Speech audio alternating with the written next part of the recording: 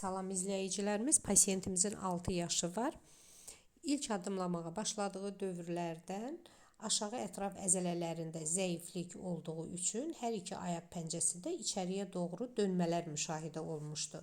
Bunları aradan qaldırmaq üçün biz ildə 1-2 dəfə olmaq şərti ilə fizioterapiya və bərpa edici seanslarımızı tətbiq edirik. Hazırki zamanda tətbiq etdiyimiz prosedur elektrostimulyasiyadır. Elektrostimulyasiyanın köməyi ilə aşağı ətrafların qan dövranının bərpa olması, əzələ gücünün tənzimlənməsi və bunun nəticəsində ayaq pəncələrinin içəriyə doğru dönməsinin aradan qalxmasında çox gözəl kömək edir. Seanslarımızdan faydalanmaq istəyən pasiyentlər səhifəmizdəki WhatsApp nömrələrinə və yaxud da rəy bölmələrinə yazaraq klinikamıza yaxınlaşa bilərlər.